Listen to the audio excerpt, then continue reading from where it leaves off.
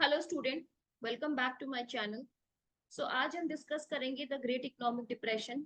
ये topic world history के लिए तो इम्पोर्टेंट है, बट साइमल्टेनियसली ये टॉपिक आपके लिए इम्पोर्टेंट है इकोनॉमिक्स में भी, क्योंकि उसको आप वहाँ पे काफी ज्यादा डिटेल में पढ़ोगे। लाइक डिप्रेशन क्या होता है, रिसेशन क्या होता है, इकोनॉमिक की उन टर्म्स में उनका स्टॉक मार्केट पे क्या इम्पैक्ट होता है, या जनरल इन्फ्लेशन पे क्या होता है, अनएम्प्लॉयमेंट एम्प्लॉयमेंट कैसे इफेक्ट होता है, या कंपनीज कैसे अफेक्ट होती हैं। ठीक है। बट यहाँ पे हम मोस्टली इसको इस तरीके से पढ़ेंगे कि इसका इम्पैक्ट जो है वो पॉलिटिकली किस तरीके से पड़ा था कंट्रीज पे। ठीक है। और उसके बाद हम खत्म करेंगे world war 2। So great economic depression की अगर हम बात करें तो in the last class we have discuss about the rise of nazism and fascism in Germany and Italy respectively. तो आज हम बात करते हैं this 1929 to 39, this phase is called as roaring twenties. Why it is called roaring twenties? Because अगर हम after world war 1 की बात करें तो यूरोप के अंदर काफी ज्यादा डिस्ट्रक्शन हो गया था। यूएसए को भी बहुत ज्यादा लॉस हुआ था, बट ज्यादा नहीं हुआ था, बिकॉज लास्ट में यूएसए ने पार्टिसिपेट किया था। उसके पहले USA was completely isolated from the war. ठीक है। तो यूएसए को इतना ज्यादा हार्म नहीं हुआ था। और मैंने जब आपको इंडस्ट्रियल रिवोल्यूशन के क्वेश्चंस कराए थे तो मैंने आपको ये भी बोला था कि after the American war of independence या फिर आफ्टर सिविल वॉर, उस टाइम के बाद अमेरिका ने अपनी इकोनॉमी पे काफी ज्यादा ध्यान देना चालू किया और अपना जो इंडस्ट्रियलाइजेशन है वो काफी ज्यादा शुरू किया। उनका मोस्टली इंडस्ट्रियलाइजेशन ये भी था वर्ल्ड वॉर 1 के अंदर कि वो आर्म्स एंड एमिनेशन का डेवलपमेंट करके यूरोप कंट्रीज को बेचता था। ठीक है। तो उनके उससे उनकी इकोनॉमी जो है वो काफी ज्यादा प्रोग्रेसिव थी। ठीक है। लेकिन वर्ल्ड वॉर 1 के बाद के टाइम पे भी यूएसए ने अपनी वेपनरी वगैरह का जो काम है वो बेचने लगे। लाइक यूटिलिटी आइटम्स जैसे कि रेफ्रिजरेटर हो गया, इलेक्ट्रॉनिक्स आइटम्स हो गए, वैक्यूम क्लीनर हो गया, इस तरीके से। तो अगर हम देखें तो आपका सेलिंग अगर ज्यादा हो रही है तो ऑफ कोर्स आपका जो जीडीपी है वो ज्यादा इंक्रीज होगा। तो यूरोप यूएसए के अंदर भी ऐसा हुआ कि जीडीपी जो है वो काफी ज्यादा इंक्रीज हुई। जीडीपी इंक्रीज होने के बाद वहां पे जो पर कैपिटा इनकम है या मॉडर्नाइजेशन है वो काफी ज्यादा इंक्रीज हुआ। ठीक है। तो ऐसे के अंदर वहां पे जो हाउसिंग स्ट्रक्चर है वो काफी ज्यादा इंक्रीज होने लगा। लोग अपना इन्वेस्टमेंट करके हाउसिंग खरीदते हैं। आज हमारे पास भी अगर पैसा होता है तो हम सबसे ज्यादा उसको इन्वेस्ट करते हैं प्रॉपर्टी के अंदर, और वह वहां पे भी उसी तरीके से हुआ।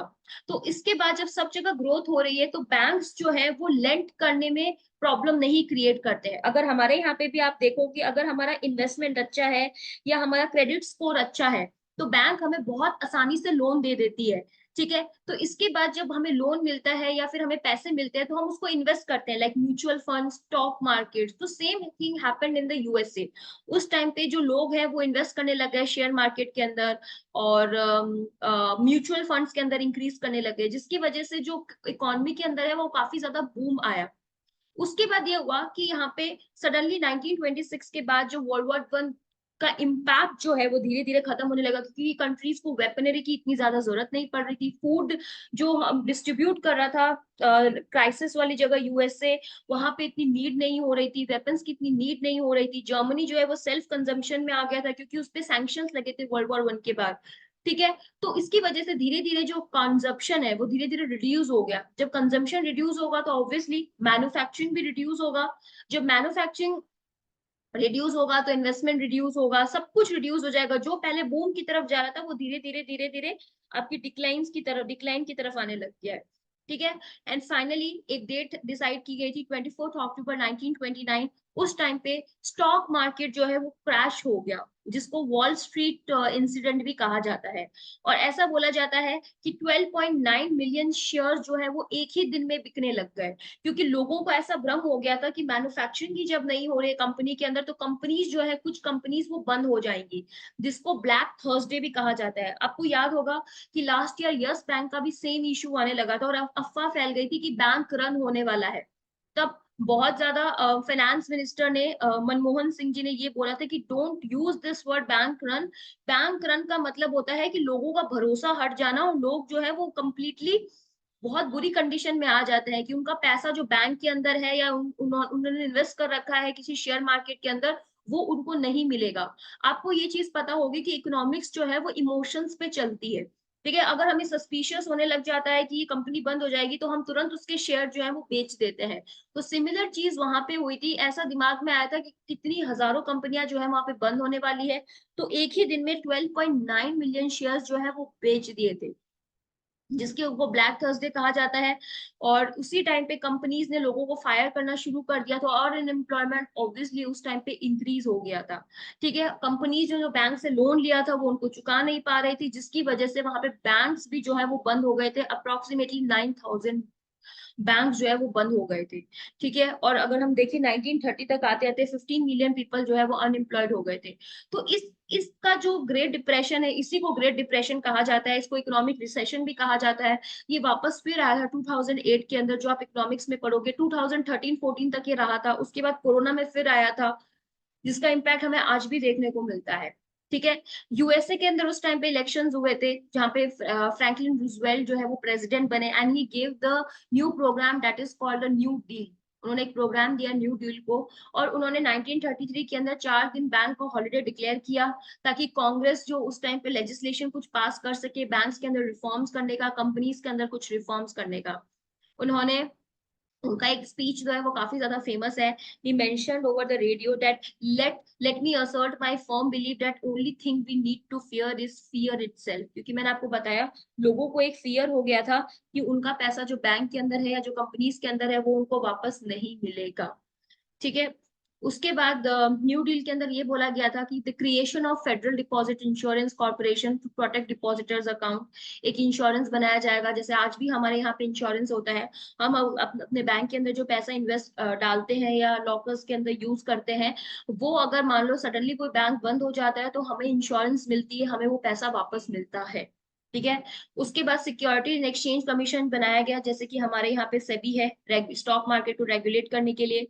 उसके बाद वर्क प्रोग्रेस एडमिनिस्ट्रेशन बनाया गया, परमानेंट जॉब प्रोग्राम स्टार्ट किए गए, जैसे हमारे यहाँ पे नरेगा है या फिर नेशनल स्किल डेवलपमेंट प्रोग्राम है, स्किल सिखाया जाएगा, उस तरीके के चीजों को एम्प्लॉयमेंट दिया जाएगा।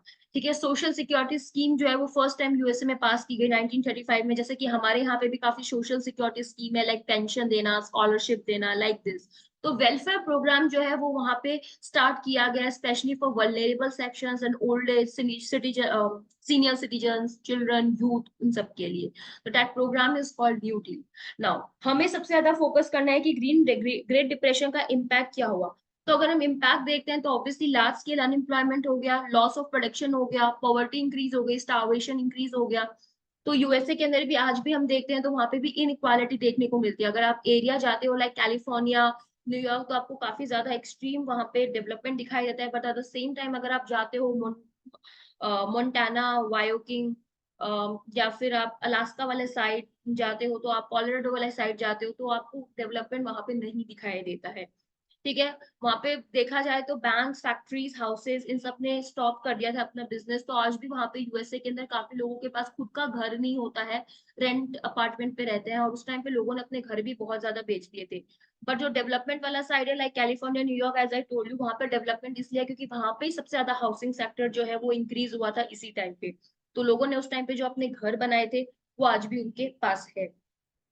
इंडस्ट्रियल प्रोडक्शन ऑब्वियसली फेल हुआ था, इट फेल बाय 35%। ऐसा बोला जाता है कि 1,000 एकड़ of wheat land were put to burn to stabilise economy, ताकि पीपल जो है वो इन्वेस्ट कर सके और उसके अंदर प्रॉब्लम ना हो। इकोनॉमिक क्राइसिस की वजह से ऑब्वियसली पॉलिटिकल क्राइसिस भी आ गया था। ठीक है, उसके बाद जर्मनी जो है वो राइज हो गया था, तो एक इसका इम्पैक्ट देखने को मिलता है, क्योंकि जर्मनी के बाद जो सैंक्शन लगे थे वर्ल्ड वॉर 1 के बाद, जो जर्मनी पे सैंक्शन लगे थे, उसके बाद जर्मन इकोनॉमी जो है वो काफी ज्यादा सेल्फ सफिशिएंट हो गई थी। ठीक है, और उसकी वजह से हमें देखने को मिलता है रशिया काफी ज्यादा सेल्फ सफिशिएंट हो गया था आफ्टर द रशियन रिवोल्यूशन। ठीक है, तो वहां पे हमें इम्पैक्ट देखने को मिलता है कि उनकी सब ट्रेड कम हो गया। अब जब धीरे धीरे कंट्री सेल्फ सफिशिएंट हो जाएगी तो वहां पे लोकल लीडर्स जो होंगे उनका इम्पैक्ट जो है वो एक्सट्रीम इंक्रीज होने लगेगा, जैसे कि हमें जर्मनी में और इटली में देखने को मिलता है। सिर्फ एक ही कंट्री थी जो ग्रेट डिप्रेशन से इम्पैक्ट नहीं हुई थी, दैट वाज द यूएसएसआर, क्योंकि उन्होंने अपना सोशलिज्म जो है वो मेंटेन रखा था, पब्लिक वेलफेयर के लिए ज्यादा काम किया था, प्राइवेटाइजेशन इतना था नहीं वहां पे, कैपिटलिज्म था नहीं। तो वहां पे कंट्री की जो है वो काफी ज्यादा सेल्फ सफिशिएंसी थी। एंड सिर्फ यूएसएसआर ही इम्पैक्ट नहीं हुई थी, बाकी पूरा यूरोप जो है और यूएसए जो है वो पूरा ग्रेट डिप्रेशन से इम्पैक्ट हो गया था। तो ये काफी ज्यादा स्मॉल टॉपिक है, अगर इससे क्वेश्चन आएगा तो सिर्फ यही आएगा, right the impacts of economic great depression, क्योंकि आज तक एज सच कोई ग्रेट क्वेश्चन इसमें से बना नहीं है, बट हाँ ये एक फैक्टर हो सकता है फॉर द वर्ल्ड वॉर 2। ठीक है, तो अभी हम नेक्स्ट क्लास में वर्ल्ड वॉर 2 करेंगे। आई होप आपको ये टॉपिक समझ आया हो। Being an civil service aspirant, अगर आपको इसके बारे में और ज्यादा कुछ पता हो ग्रेट डिप्रेशन के बारे में, और आप शेयर करना चाहते हो, तो you can always mention in the comment section. Thank you so much.